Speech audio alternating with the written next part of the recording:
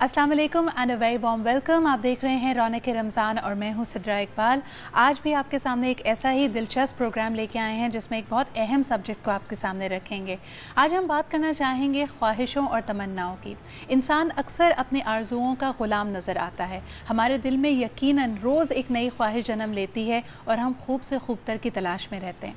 रमज़ान मुबारक के महीने में बहुत सारी ऐसी मेरे ख़्याल में डिस्ट्रैक्शन से हम दूर रहे हैं। हमें मौका मिला है थोड़ी सी इंट्रोस्पेक्शन करने का कि आखिर जिन चीज़ों के पीछे हम भाग रहे हैं उनकी असल वैल्यू हमारी ज़िंदगी में क्या है, और इसका एक जायज़ा लेने की कोशिश करेंगे सुन्नत नबवी और कुरान हकीम की रोशनी में कि कौन सी ख्वाहिशात हैं। क्योंकि अक्सर अल्लाह ताला कहता है कि तुम दुआ करो मैं इसको सुनता हूँ, लेकिन अहम ये भी है कि हमारी ख्वाहिशें या हमारी तमन्नाएँ जायज़ हों। क्या माल की बहुत ज़्यादा ख्वाहिश करना जायज़ नहीं है? क्या इसकी दीन में मुमानियत है?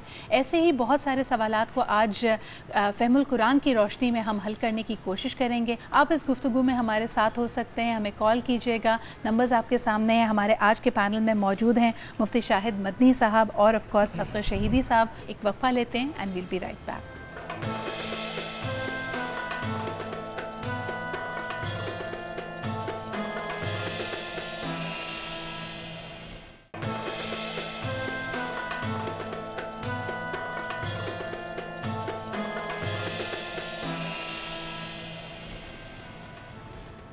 Welcome back after the break. आप देख रहे हैं रौनक रमज़ान। हमारा आज का मौजू, हम अपनी ख्वाहिशात, तमन्नाओं और आरजुओं की भी बात करेंगे कि कैसे, क्योंकि कहा जाता है इस तरह के मामलात में भी शैतानी वसवसे आपको गुमराह कर सकते हैं, आपकी आज की कंटेंटमेंट को ख़त्म कर सकते हैं। यानी हो सकता है आपके पास बहुत कुछ हो लेकिन आपके दिल में सब्र ना हो, शुक्र ना हो और खूब से खूबतर की तलाश में आप भटकते जा रहे हों।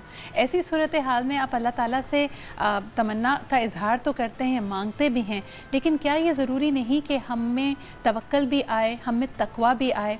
इन तमाम मामलात पे बात करेंगे और ख़ास तौर पे कुरान और सुन्नत की रोशनी में इसको समझने की कोशिश करेंगे। हमारे साथ मौजूद हैं मुफ्ती शाहिद मदनी साहब और अल्लामा असगर शहीदी साहब। मुफ्ती साहब, अगर आपसे गुफ्तगू का आगाज़ मैं करूँ, क्या ये मुमकिन है कि इंसान जब ख्वाहिशात के भंवर में फंसता है तो वो भी एक तरह से शैतानी वसवसे उसको गुमराह कर रहे हों, ज़्यादा से ज़्यादा की ख्वाहिश में, बेशक वो दौलत हो, इज़्ज़त हो? ऐसी सूरत हाल में जब अल्लाह ताला से हम रुजू भी करते हैं इन दुनियावी चीज़ों के लिए, तो क्या वो हमें मिलेंगी या क्या आपका देखने का नज़रिया होगा? बिस्मिल्लाहिर्रहमानिर्रहीम।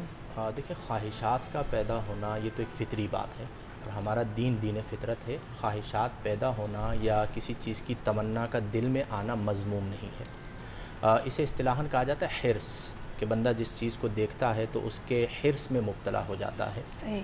और हमारे यहाँ हिर्स को मुतलक़न बुरा जो है वो समझा जाता है, मज़मूम समझा जाता है। हालांकि ऐसा नहीं। हिर्स की दो किस्में होती हैं, हिर्स मज़मूम और हिर्स गैर मज़मूम।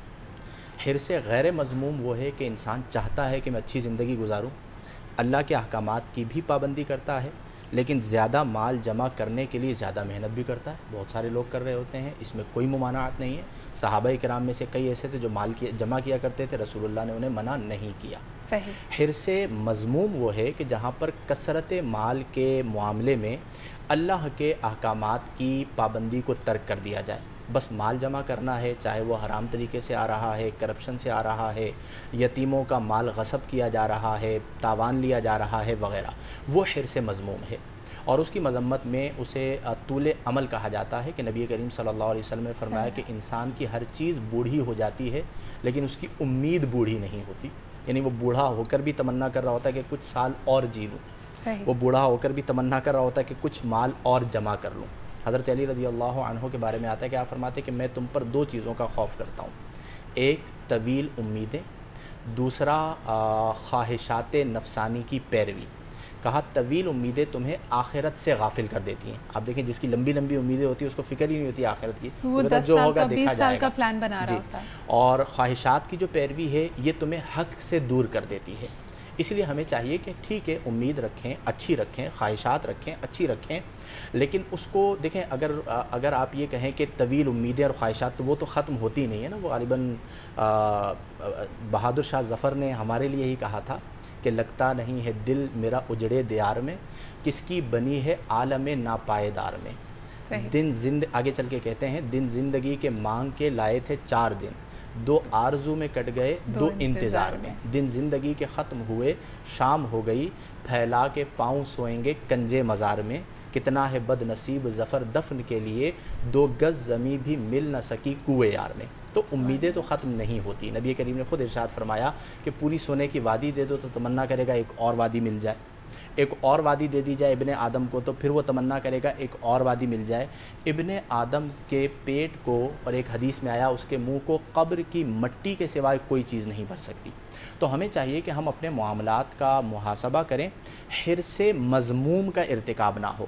ہاں اگر کوئی طبعی طور پر کسی اچھی چیز کی خواہش کرتا ہے، اسے حاصل کرنے کے لیے کوشش کرتا ہے، وہ ہم میں سے اکثر لوگ کر رہے ہوتے ہیں، کر سکتے ہیں۔ بہت سارے چیریٹیبل انیشیٹیوز ہیں، ہسپتال ہیں، سکولز ہیں، وہ ہو سکتا ہے ان کی بہت ہی ہمبل ایک بگننگ ہوتی ہے، لیکن پھر وہ بھی خواہش کرتے ہیں کہ یہ زیادہ بڑا ہو جائے اور اس سے زیادہ لوگ مستفید ہوں، تو اس میں کوئی میرے خیال میں ممانعت نہیں ہے۔ لیکن علامہ صاحب آپ سے ایک سوال کرنا چاہوں گی، پھر ہمیں بریک پہ بھی جانا ہے۔ تو یہاں اگر ہم دیکھیں تو خواہشات کی ہم پیروی بھی کرتے ہیں، اور اس کے ٹھیکیدار آپ کو جگہ جگہ گلی گلی محلے میں مل جائیں گے۔ ہر دیوار پہ ہمارے یہاں چاکنگ ہوئی ہوئی ہے کہ ہر تمنا پوری ہوگی، محبوب آپ کے قدموں میں ہوگا، آئیے، اور قرآن و سنت اور حدیث سے، یعنی بڑے بڑے دعوے لوگ کر رہے ہوتے ہیں کہ اس کے ذریعے آپ کو حل نکال کے دیا جائے گا۔ کیا کہیں گے آپ؟ دیکھیں، اچھا انہوں نے انٹرو دیا میرے بھائی نے۔ بات یہ ہے کہ جابر بن عبداللہ انصاری خواہشات کی دنیا کی اور ٹھنڈی ٹھنڈی سانسیں لے رہے تھے، تو حضرت علی ابن ابی طالب نے پوچھا ہے جابر کیوں خواہشات کرتے ہو، کیوں ٹھنڈی ٹھنڈی سانسیں لیتے ہو، اس دنیا کے لیے لیتے ہو؟ تمہیں پتہ ہے کہ دنیا کا دار و مدار کتنی چیزوں پر ہے؟ بولا آپ بتائیے کتنی چیزوں پر ہے؟ بولا 7 چیزوں پر ہے دنیا کا دار و مدار۔ بولا 7 چیزوں پر ہے؟ بولا جی 7 چیزوں پر ہے۔ بولا ایک تو سونگنے کی چیز ہے، ایک مشروبات ہے، ایک لباس ہے، ایک لذت نکاح ہے، ایک سواری ہے، خوشبو ہے۔ تمہیں پتہ ہے ان کی حقیقت کیا ہے جابر؟ بولا مولا آپ ہی بتائیے اس کی حقیقت کیا ہے؟ تو آپ فرماتے ہیں کہ کھانے کی سب سے اچھی چیز شہد ہے جو مکھی کا لعاب ہے، پہننے کا سب سے اچھا لباس ہے، لباس جو ہے کیڑے کا وہ بھی لعاب ہے۔ پھر آپ کہتے ہیں کہ مثال کے طور پہ خوشبو، سونگنے کی چیز، وہ ایک جانور کی ناف کا سوکھا ہوا خون ہے۔ پھر وہ بتاتے ہیں کہ سننے کی سب سے اچھی چیز گانا ہے جو انتہائی بڑا گناہ ہے۔ پھر فرماتے ہیں کہ رسول خدا فرماتے ہیں کہ اگر گانا سننے کی حالت میں تیری موت واقع ہو گئی تو تیری بخشش نہیں ہے۔ اے جابر تو ان وجہوں پہ، ان دار و مدار جن کا زندگی پر ہے ساتھ، تو اس کی وجہ سے خواہش کرتا ہے اور ٹھنڈی ٹھنڈی سانسیں لیتا ہے۔ اس کے بعد جابر کہتے ہیں میں نے کبھی خواہش اور ٹھنڈی سانس نہیں لی۔ بہت اچھا نوٹ ہے اور میرے خیال میں اچھی نصیحت ہے لوگوں کے لیے، لیکن اس بریک کے بعد واپس آئیں گے اور اس گفتگو کو آگے بڑھائیں گے۔ ہمارے ساتھ ہی رہیے۔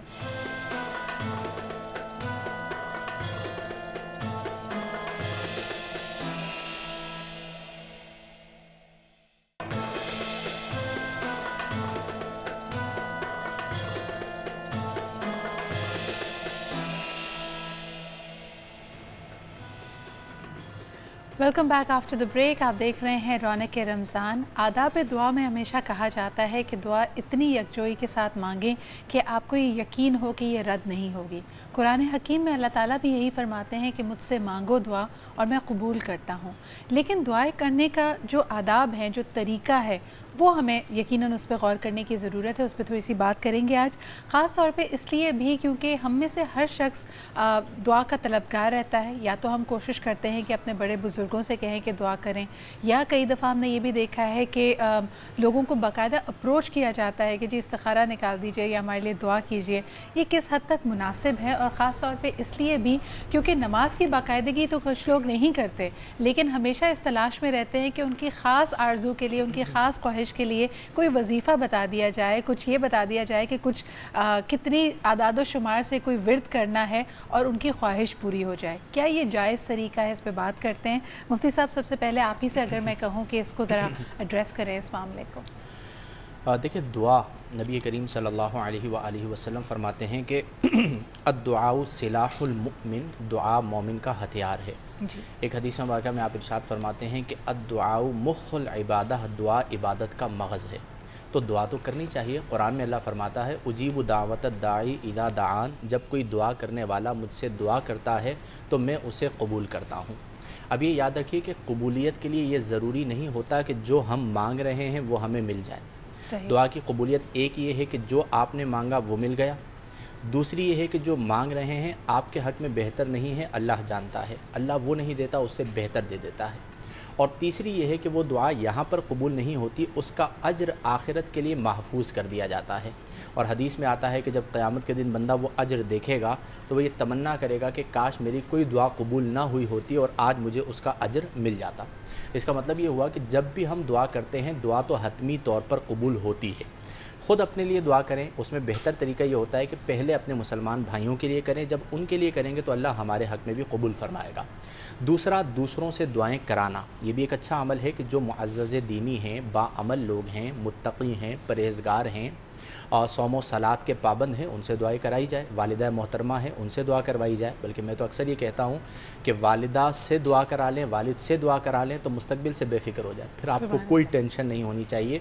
जिसके हक़ में वालिदा ने दुआ कर ली तो ये हमारा तजर्बा है कि उसको फिर दुनिया के अंदर कभी परेशानियों पशेमानी का सामना नहीं होता। लेकिन एक होता है दुआ करवाना और एक होता है उनकी ऐसी खिदमत करना कि वो ख़ुद दुआ दें, जैसे हम कहते हैं दुआ लेना। तो बुज़ुर्गों से आप दुआ कहें नहीं, उनसे दुआ लें कि उनकी ऐसी खिदमत करें कि वो ख़ुद आपको कहें कि मेरा बेटा जीते रहे और जीता रहे, जैसे माएँ दुआएं देती हैं, और अल्लाह इसे किसी मसले में मुब्तला ना करे वगैरह। तो इसलिए इसमें कोई मुज़ायक़ा नहीं है। जहाँ तक वजीफ़ा है तो वजीफ़ा भी एक अल्लाह तबारक व तआला का सिफ़ाती या ज़ाती नाम होता है, उसे पढ़ कर दुआ की जाए वो भी अल्लाह कबूल करता है। दुरूद पाक के हवाले से आया है कि दुरूद हतमी तौर पर कबूल होता है, तो पहले दुरूद पढ़ लें, बाद में दुरूद पढ़ लें, बीच में दुआ मांग लें, क्योंकि अल्लाह की रहमत से ये वईद है कि वो पहले और बाद में तो कबूल कर ले, बीच से छोड़ दे। तो बीच में दुआ है और पहले और बाद में दुरूद है तो यकीनन दुआ भी कबूल होगी। तो इन तमाम चीज़ों को पेश नज़र रखते हुए हमें दुआ करनी चाहिए। इसमें और तफसील हम फिर कभी डिस्कस कर लेंगे कि क्या औक़ात हैं दुआ के और क्या मकामात हैं दुआ के। बाज़ औक़ात औक़ात भी बहुत अहम होते हैं, बाज़ औक़ात मकामात यानी जिन जगहों पर, जैसे मकाम इब्राहीम है, सफ़ा मरवा है, मुज़दलिफ़ा है, मिना है, अरफ़ा है, रोज़ा रसूल सल्लल्लाहु अलैहि वसल्लम है, जन्नतुल बक़ी है, जन्नतुल माला है। इसी तरह मज़ारात औलिया किराम रहिमहुमुल्लाह हैं। ये वो जगह हैं कि जहाँ पर अल्लाह की रहमत उतर रही होती है, तो वहाँ पर दुआ की जाए तो अल्लाह कबूल फरमाता है। लेकिन इसका ये मतलब नहीं कि घर पे कबूल नहीं करता, वो भी आप कर सकते हैं। लेकिन आपने जो यहाँ पे बात की मज़ारात औलिया के हवाले से, कई लोग इसको यानी काफ़ी मायूब भी समझते हैं। लोग कहते हैं कि जी वहाँ जाके सिर्फ फातिहा पढ़नी चाहिए, दुआएं मांगना मज़ारात में, लोग इसको कभी दफ़ा कन्फ्यूजन भी क्रिएट करते हैं। दुआएं अल्लाह से मांगना जी, इनके ज़रिए मांगना, इस पर कोई इख्तिलाफ़ नहीं है। कुरान में अल्लाह फरमाता है वमन युअज़्ज़िम शाइरल्लाहि फ़इन्नहा मिन तक़वल क़ुलूब, कि जो अल्लाह के शाइर की ताज़ीम करता है वो दिलों के तक़वा से है। तो अगर कोई यूँ दुआ करता है कि मौला करीम ये तेरे नेक बंदे हैं, इनके वसीले से मुझ पर अपना करम फरमा, तो इस पर आई थिंक किसी को इख्तिलाफ़ नहीं है। चंद जाहिल लोग होते हैं जो वहाँ पर जाके जाहिलाना मन्नतें करते हैं, तो उसका तो हम खुद भी इनकार करते हैं कि ये तरीक़ाकार दुरुस्त नहीं है। मज़ार पर हाज़िरी जब भी दें, कब्र से 4 हाथ के फ़ासले पर खड़े हो जाएं, फ़ातिहा ख़ानी करें, उसका तमाम सवाब नबी करीम सल्लल्लाहु अलैहि वसल्लम से लेकर तमाम औलिया तक ईसाले सवाब करें, और फिर अल्लाह से दुआ करें कि मौला मैं तेरा गुनहगार बंदा हूँ, लेकिन तेरे महबूब के दर पर आया हूँ, इनके वसीले से दुआ कर। ये वही बात है जिसे कुरान में अल्लाह ने फरमाया कि वलौ अन्नहुम इज़ ज़लमू अनफुसहुम जाऊका, कि जब लोग अपनी जानों पर जुल्म कर बैठें, जाऊका महबूब आपके दरबार में आ जाएँ, फस्तगफिरुल्लाह, फिर अल्लाह से बख्शिश तलब करें, वस्तगफर लहुमुर रसूल, और मेरे रसूल भी उनकी सिफारिश कर दें, तो लवजदुल्लाह तव्वाबर रहीमा, वो अल्लाह ताला को ज़रूर तौबा कबूल करने वाला और रहम करने वाला पाएंगे। सुभान अल्लाह। हमारे साथ एक कॉलर भी हैं, उनसे बात कर लेते हैं। हेलो जी, अस्सलाम वालेकुम। अस्सलाम वालेकुम। वालेकुम अस्सलाम जी, कौन साहिबा और कहाँ से बात कर रही हैं? मैं कंवल बात कर रही हूँ कराची से। जी कंवल, क्या कहना चाहेंगे? बस मुझे आपके प्रोग्राम की एक तो मैं तारीफ़ करूँगी बहुत, माशाल्लाह बहुत अच्छा प्रोग्राम है आपका, बहुत शुक्रिया। ये है कि मुफ्ती साहब आए हुए हैं, तो मुझे इनसे ये सवाल करना है कि मेरा भाई बैठा हुआ है एतिकाफ में, तो वो अगर घर पे कोई ज़रूरी काम से कांटेक्ट करना चाहे मोबाइल से, तो वो कर सकते हैं मस्जिद में बैठ के? ठीक है जी, बहुत शुक्रिया आपके सवाल का। इसका जवाब आप ऑन एयर सुन सकती हैं। जी मुफ्ती साहब। ज़रूरतन मोबाइल पर रब्ता किया जा सकता है, बिला ज़रूरत इस्तेमाल ना करें। इस पर गालिबन हमने एतिकाफ़ के हवाले से भी बात की थी कि एतिकाफ़ मस्जिद से निकलने से टूटता है। مسجد میں رہتے ہوئے گھر والوں سے بات کرنے سے اعتکاف نہیں ٹوٹتا. تو بعض اوقات کسی کی طبیعت خراب ہو جاتی ہے, عیادت کرنی ہے کال پہ, بالکل آپ کر سکتے ہیں. امی بعض اوقات پریشان ہوتی ہے, میں بات کرنا چاہ رہی ہوں, بات کر لیتی ہیں, تو اس میں شرعاً کوئی قباحت نہیں ہے. لیکن اس شرط کے ساتھ کہ ایک ایک گھنٹے کے پیکج کر کے وضو خانے پہ بیٹھ کے کہیں اور گپے مارتے رہنا, یہ بہت برا کام ہے, ضرورتاً کر سکتے ہیں. بالکل صحیح کہہ رہے ہیں مفتی صاحب. بلکہ اس دفعہ تو میرے خیال میں خاص طور پہ کراچی کے بہت سارے علاقوں میں بہت طویل عرصے تک کے لیے میرے خیال میں بجلی بھی نہیں ہے اور بہت زیادہ پریشانی کا سامنا کر رہے ہیں وہ حضرات جو اعتکاف میں بیٹھے ہیں. تو اللہ تعالیٰ ان کی مشکل کو آسان کرے. اچھا, اس میں ایک اور چیز ذکر کر دوں کہ اعتکاف والے یہ سوال بہت پوچھ رہے ہیں کہ گرمی ہے تو کیا ہم غسل کر سکتے ہیں, لائٹ بھی نہیں ہے. تو چونکہ غسل خانے جو ہوتے ہیں وہ مسجد کی حدود میں ہوتے ہیں, تو غسل مباح یا غسل مستحب, جیسے گرمی بہت زیادہ لگ رہی ہے, روزہ بھی لگ رہا ہے, اب وہ پسینے میں پڑے رہیں یا جا کے غسل کر لیں, تو ان کے لیے رخصت ہے, وہ بالکل کر سکتے ہیں. شرعاً کوئی قباحت اور کوئی مذائقہ نہیں ہے. لیکن مسجد سے نہیں نکل سکتے, مسجد سے نہیں نکل سکتے بلا ضرورت. اذکر شہیدی صاحب, جو ہم بات یہاں پہ پہلے کر رہے تھے تمناؤں کے حوالے سے, اور وہ میرے خیال میں بیچ میں ہی رہ گئی تھی, تو جو اس طرح کے پرومسز لوگ کرتے ہیں کہ دیکھیے دعا کی قبولیت تو اللہ تعالیٰ کے کا کام ہے, لیکن جو لوگ گارنٹیڈ اس طرح بات کر رہے ہوتے کہ جی یہ وظیفہ کر لیں, ہم آپ کا کام کروا دیں گے, یہ ساری چیزوں میں پڑھنا جائز ہے؟ دیکھیں میں آپ کو ایک بات بتاؤں, جو گارنٹی کسی چیز سے گارنٹی صرف وہ دے سکتے ہیں جن کے لیے کائنات خلق کی. انما یرید اللہ لزبہم انہم الرجس وعلی البیت یطہرکم تطہیرا یقول اسلکم اجرکم الی المودۃ فی القربہ. وہ لوگ گارنٹی دے سکتے ہیں, اہل بیت گارنٹی. ہر آدمی گارنٹی دینے کی بات نہیں ہے. ہر آدمی عالم بنا ہوا ہے, جس سے بات کرو کہتا ہے میں سب جانتا ہوں, یہ پہن لو یہ ہو جائے گا, یہ تعویذ پہن لو یہ ہو جائے گا, انگوٹھی پہن لو یہ ہو جائے گا. پیچھے مڑا, میں مسکرا, میں نے کہا پہلے اپنا بھلا تو آپ کر لیں. اپنا آپ سے بھلا ہوتا نہیں, آپ مخلوق خدا کا بھلا. دعا کے لیے جو ایک بات ہے, دعا کے لیے میں ایک بات کہہ دوں کہ دعا کا جو طریقہ کار ہے, جیسے میرے بھائی نے بتایا, دعا کے لیے سب سے پہلے یہ ہے کہ خدا کی حمد و ثنا کی جائے, درود بھیجا جائے, محمد اور اس کی آل میں درود بھیجا جائے, اور اس کے بعد اپنے گناہوں کی معافی مانگی جائے. گناہوں کی معافی کی مانگنے کے بعد آپ خدا سے دعا کریں. کالر بھی ہمارے ساتھ موجود ہیں, ان کی بات سن لیتے ہیں. ہیلو جی, السلام علیکم. وعلیکم السلام. جی مفتی صاحب سے یہ معلوم کرنے کہ دعا کی قبولیت کے لیے کس طرح دعا مانگنی چاہیے. جی ہم اس کو تفصیلاً دوبارہ بتا دیتے ہیں. بہت بہت شکریہ آپ کی کال کرنے کا. اس کو میرے خیال میں سرسری طور پہ تو ہم نے اس پہ بات کی تھی, تفصیلاً اس پہ بات کرتے. ایک چھوٹا سا بریک لے لیتے ہیں and we'll be right back.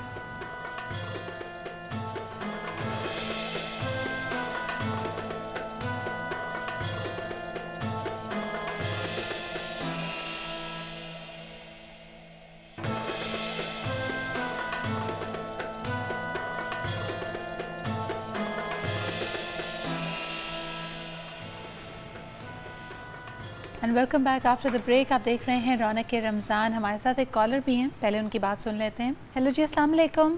وعلیکم السلام, کیسی ہیں آپ؟ جی بالکل ٹھیک ٹھاک. کون صاحبہ بات کر رہی ہیں؟ یاسمین بات کر رہی ہوں کراچی سے. جی یاسمین, کیا کہنا چاہیں گی؟ ہاں, پہلے تو مجھے سلام کرنا ہے مفتی صاحب کو.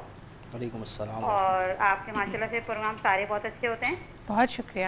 اور مجھے سوال یہ پوچھنا ہے کہ جیسے کہ اعتکاف میں بھی بیٹھی تھی ایک مرتبہ, ٹھیک ہے, تو طبیعت خراب ہونے کی بنا پہ میرا ایک روزہ چھوٹ گیا تھا. تو پورا میرا اعتکاف ماشاءاللہ سے صحیح ہوا تھا, ایک روزہ رہ گیا تھا. اس کو میں روزے کو کس طرح پورا کروں, تفصیل سے دیجیے گا جواب. کہ اعتکاف آپ کا روزہ کون سے روزے میں, جیسے اگر آپ نے کتنے روز کا اعتکاف کیا تھا؟ 10 دن کا اعتکاف کیا تھا. اور آپ کا کون سا روزہ چھوٹا تھا؟ بیچ میں ایک روزہ چھوٹا تھا, مجھے بخار ہو گیا تھا. تو اس وجہ سے نہیں رکھ سکی میں. تو مجھے اعتکاف کس طرح سے کرنا ہوگا, روزہ کس طرح سے رکھنا ہوگا, یعنی اب اس کی قضا کیسے ہوگی, اور اس کے حوالے سے ہم بات کرتے ہیں. آپ اس کا جواب آن ایئر سن لیجئے. بہت بہت شکریہ آپ کے کال کرنے کا. مفتی صاحب, جہاں تک مجھے یاد رہتا ہے, ہم نے جب اعتکاف کا سبجیکٹ کور کیا تھا, آپ نے کہا کہ روزہ ٹوٹ گیا تو اعتکاف بھی ٹوٹ جاتا ہے. تو بہن کا سوال ہے, بیچ میں انہوں نے ایک روزہ چھوڑا ہے, تو دیکھیں جس دن ان کا روزہ ٹوٹا, اعتکاف آٹومیٹیکلی ٹوٹ گیا, اور اس کے بعد کے دنوں کا بھی اعتکاف نہیں ہو سکتا. اب یہ ایک اعتکاف کی قضا کریں گی. اگر ماہ رمضان المبارک ابھی باقی ہے, کرنا چاہیں تو ایک دن یہ اعتکاف میں بیٹھ جائیں, روزے کی اعتکاف کی نیت کر لیں روزے کے ساتھ, اور افطار تک ان کے اس اعتکاف کی قضا ہو جائے گی. لیکن اب اگر یہ سنتی اعتکاف کو کنٹینیو کرنا چاہیں تو وہ نہیں کر سکتی. اس کے لیے 10 دن ہونا شرط ہے. درمیان میں ایک دن بھی ہٹا تو وہ سنت اعتکاف نہ رہا. اب نفلی 3 دن کا بیٹھنا چاہیں تو ایک الگ معاملہ ہے. ایک دن روزہ رکھیں اور پھر اس کے ساتھ اعتکاف میں اسی طرح مسجد بیت جو گھر کا حصہ تھا جہاں پر یہ اعتکاف میں بیٹھی تھیں وہیں پر بیٹھ جائیں، اور اگلے دن مغرب میں جو غروب آفتاب ہوتا ہے اس کے ساتھ اٹھ جائیں۔ اگر رمضان میں کر لیں تو روزے ویسے ہی چل رہے ہیں، اعتکاف کرنا پڑے گا، اور اگر رمضان کے بعد یہ کرنا چاہیں تو پھر اس میں انہیں نفلی روزہ رکھنا ہوگا، اور اسی طرح رات میں یہ اعتکاف میں بیٹھ جائیں اور اگلے دن غروب آفتاب پر یہ اعتکاف سے اٹھ جائیں تو ان کے اعتکاف کی قضا ہو جائے گی، اس کے ساتھ ساتھ توبہ بھی ان پہ لازم ہوگی۔ رات کے وقت آپ نے کہا کہ ایک دن جیسے آپ مغرب کے وقت سے لے کے اگلے روز مغرب تک، ٹھیک ہے، جیسے ہم اعتکاف میں جب بیٹھتے ہیں تو اسی وقت بیٹھتے ہیں۔ بالکل۔ ایک اور کالر ہمارے ساتھ ہیں، ان سے بات کرتے ہیں۔ ہیلو جی، السلام علیکم۔ ہیلو، آئی تھنک کال نہیں ٹرانسفر ہو پا رہی۔ مفتی صاحب، یہاں جو دوسرا پہلے سے سوال ہوا تھا دعا کے حوالے سے، اس کا تھوڑا اگر تفصیلاً جواب دیکھیں، سب سے پہلے دعا کا بہت آسان طریقہ کار ہے۔ سب سے پہلے تو یہ یاد رکھیں کہ جب ہم دعا کرتے ہیں تو دعا میں جو ہماری ہتھیلیاں ہیں ان کا قبلہ جو ہے وہ آسمان ہوتا ہے، تو جب بھی دعا کریں تو کوشش یہ کریں کہ ہماری ہتھیلیاں جانب آسمان ہوں، اور سنت یہ ہے کہ ہماری ہتھیلیاں ہماری سینے کی سیدھ میں ہوں، یعنی جو اس وقت میری پوزیشن ہے یہ صحیح طریقہ کار ہے کہ آپ یوں دعا کریں۔ اور بعض اوقات نبی کریم صلی اللہ علیہ وسلم نے اپنے دونوں ہاتھوں کو بلند کر کے بھی دعا فرمائی ہے، تو اس میں دوسرا طریقہ یہ ہے کہ کندھوں تک ہوں۔ بعض طریقہ کار خاص مواقع پر سر سے بلند کر کے نبی کریم صلی اللہ علیہ وسلم نے دعا کی ہے، جیسے بعض اوقات ہم دیکھ رہے ہوتے ہیں مکۃ المکرمہ میں لوگ کر رہے ہوتے ہیں۔ یوں دعا کریں، سب سے پہلے اللہ کی حمد بیان کریں، اس کے بعد اپنے گناہوں کا اظہار کریں کہ مولا میں گناہ گار ہوں، تیری بارگاہ میں رجوع کرتا ہوں، تو کریم ہے معاف فرما، اور اس کے ساتھ ساتھ نبی کریم صلی اللہ علیہ وآلہ وسلم کے وسیلے سے اللہ سے معافی طلب کریں، جیسا کہ آیہ کریمہ میں نے پڑھی ہے۔ اور بہتر یہ ہے کہ عربی دعائیں بھی ہوں، لیکن اصل یہ ہے کہ آپ کے اپنے الفاظ ہوں کہ آپ اپنے رب سے کیا کہنا چاہ رہے ہیں، اور اس میں اگر آنسو ٹپک جائیں، نبی کریم صلی اللہ علیہ وآلہ وسلم فرماتے ہیں کہ اللہ کی بارگاہ میں آنسوؤں کا ٹپکنا اتنا مقبول ہے کہ اللہ تعالیٰ آنسوؤں کی وجہ سے جہنم سے بندے کو نجات عطا فرما دیتا ہے۔ پھر دعا میں بھی خود غرضی نہیں ہونی چاہیے کہ بس وہ آدھے گھنٹے کی دعا ہے تو اپنے لیے ہی سب کچھ مانگ رہے ہیں، بہن بھائیوں کو بھول گئے، دوستوں کو بھول گئے، رشتہ داروں کو بھول گئے، پڑوسیوں کو بھول گئے۔ ہمارے پیارے آقا صلی اللہ علیہ وآلہ وسلم تو ہمارے لیے دعا کیا کرتے تھے، تو اس لیے دوسروں کو بھی اپنی دعاؤں میں یاد رکھیں اور ان کے دکھ درد کو بھی محسوس کریں۔ صوفیہ کا یہ طریقہ کار رہا ہے کہ ان کے پاس جب کوئی پرابلم میں آتا تھا تو اس کی تکلیف کو اپنے پر طاری کرتے تھے، پھر اس کے لیے دعا کرتے تھے تاکہ اس تکلیف کا احساس بھی محسوس ہو۔ تو یوں دعا کر سکتے ہیں۔ آگے چلی جائے گی مفتی صاحب، آپ نے شروع میں جیسے دعا کرنے کا صحیح طریقہ، مسنون طریقہ بتایا، تو خواتین کے لیے بھی ہاتھ اسی طرح آسمان کی جانب کر کے؟ خواتین کے لیے تو نماز میں بھی تھوڑا سا فرق ہے، چونکہ ان کے لیے حکم ہے سمٹنے کا، تو وہ اپنے مخصوص طریقہ کار سے نیچے ہاتھ رکھ کے، اگر گھر میں ہیں اور ہاتھ بلند کر دیتی ہیں تو شرعی طور پہ کوئی مذائقہ نہیں ہے، لیکن بہتر یہ ہے کہ ان کے لیے جس طرح نماز میں حکم ہے کہ سمٹ کے نماز کے پڑھیں، اسی لیے ان کا سجدہ بھی ہمارے یعنی مردوں کے سجدے سے مختلف ہوتا ہے، اسی طرح اپنے ہاتھوں کو بالکل اللہ کی بارگاہ میں عاجزی کے ساتھ رکھتے ہوئے وہ دعا کریں تو شرعی طور پر کوئی مذائقہ نہیں ہے۔ ہمارے یہاں ایک فرق یہ سمجھا جاتا ہے کہ خواتین یوں ہاتھ رکھیں اور مرد یوں ہاتھ رکھیں، یہ شرعی فرق نہیں ہے۔ اگر کسی بہن نے بھی یوں ہاتھ رکھ لی تو اس میں کوئی مذائقہ نہیں ہے، بلکہ بعض اوقات تو کیفیت پر ہوتا ہے کہ اگر یوں ہاتھ اٹھائے بغیر بھی اللہ کی بارگاہ میں دعا عرض کر دی اور بندہ اس کیفیت میں ہے تو اس کی دعا قبول ہو جائے گی۔ قبولیت دعا مشروط نہیں ہے ہاتھ اٹھانے کے ساتھ، لیکن اٹھائیں تو مسنون طریقہ یہ ہے۔ جی بالکل، کل جس طرح کہ جمعۃ الوداع کا بھی بہت ہی مبارک دن ہوگا، تو خصوصاً کہا جاتا ہے کہ آج رات بھی اللہ تعالیٰ کی بارگاہ میں دعائیں مقبول ہوتی ہیں، اس حوالے سے کچھ کہنا چاہیں گے؟ دیکھیں، اس پہ کئی روایت ہیں، حضرت علی علیہ السلام کی بھی ایک روایت ہے، امام جعفر صادق سے بھی ایک روایت ہے کہ جمعرات کا دن وہ ہے کہ تمہارے اعمال ہمارے سامنے پیش ہوتے ہیں، ہر جمعرات کو تمہارے اعمال ہمارے سامنے پیش ہوتے ہیں اور ہم ان کو دیکھتے ہیں اور آنے والے اموار کو بھی لکھتے ہیں، تمہاری تقدیر کو بھی لکھتے ہیں، تمہارے جو بھی تمہارے ساتھ ہونے والا ہے وہ سب لکھتے ہیں۔ تو جمعرات کے دن دعا ضرور کرنی چاہیے، جیسے مفتی صاحب نے کہا کہ دعا تو اس میں آخر میں ایک جملہ ضرور ایڈ کریں کہ جب دعا آپ کر لیں خدا سے تو اس کے بعد ایک جملہ ضرور کہیں، رسول خدا کا بھی ہے، ارشاد صلی اللہ علیہ وسلم کا، مولا کائنات کا بھی ہے، ماشاء اللہ لا قوت الا باللہ علی العظیم، ماشاء اللہ لا قوت الا باللہ علی، یہ کہیں جب بندہ خدا یہ کہتا ہے تو خدا فرشتوں سے کہتا ہے کہ اس نے دنیا سے ناتا توڑ کے اپنے کو میرے حوالے کر دیا، اس کی دعا کو مستجاب کر دو۔ ایک بات، دوسری بات یہ کہ ایک انسان ہے، جیسے جہنم کا ذکر کیا میرے بھائی نے، تو ایک انسان کو جہنم میں برسوں سے وہ جل رہا تھا، عذاب نازل ہو رہا تھا اس پہ، تو خدا نے جبریل سے کہا کہ جاؤ اس بندے خدا کو باہر نکال کے لے آؤ۔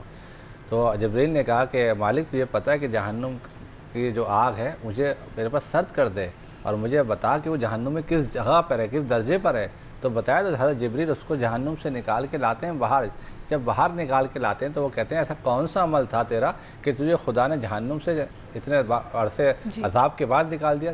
کہنا میں صرف ایک ہی دعا کرتا تھا، پروردگار کیا تو رحمت للعالمین اور ان کے آل کے طرف مجھے جہنم سے نکال نہیں سکتا؟ تو خدا کو یہ دعا اتنی پسند آئی کہ مجھے اس نے عذاب سے بری و ذمہ کر دیا. بہت بہت شکریہ علامہ صاحب، بہت بہت شکریہ مفتی صاحب. اہم بات یہ ہے کہ خواہشیں ہمیشہ نیک رکھیں، اپنے لیے بھی اور دوسروں کے لیے بھی. اگر آپ کسی کا برا چاہیں گے اور اس کے لیے انسان بڑی منطقی کرتا ہے، لیکن اس طرح کے کسی بھی عمل میں ہمارے سامنے یہ آتا ہے کہ غرور کا سر نیچا ہوتا ہے، اور دینے والی ذات، تقسیم کرنے والی ذات تو اللہ تعالیٰ کی ہے، اور وہ ہو سکتا ہے آپ کو تھوڑے عرصے بعد اپنی دعاؤں کا صلہ اور اس کا رنگ نظر آئے، لیکن ایسا نہیں ہوتا کہ دعائیں رد کی جاتی ہیں. بس دعاؤں میں یہ بھی حال اپنے خیال میں ایک جملہ ہمیشہ ہمیں ایڈ کرنا چاہیے، جیسے بڑے بزرگ ہمیشہ کہتے ہیں کہ اللہ ہمیں وہ دے جو ہمارے حق میں سب سے بہتر ہے. کئی دفعہ کسی بھی چیز کی آرزو یا تمنا ہمیں بلائنڈ کر دیتی ہے، ہمارا دل چاہتا ہے کہ وہ فوری طور پہ ہمارے قبضے میں یا ہمارے پاس چیز آ جائے، لیکن شاید وہ آپ کے حق میں بہتر نہ ہو. اسی امید کے ساتھ کہ آپ سے کل دوبارہ ملاقات ہوگی، مجھے اور میری پوری ٹیم کو اپنے دعاؤں میں یاد رکھیے گا. انشاءاللہ تعالیٰ کل آپ سے ملیں گے شام 6 بجے. تب تک اپنا خیال رکھیے. خدا حافظ.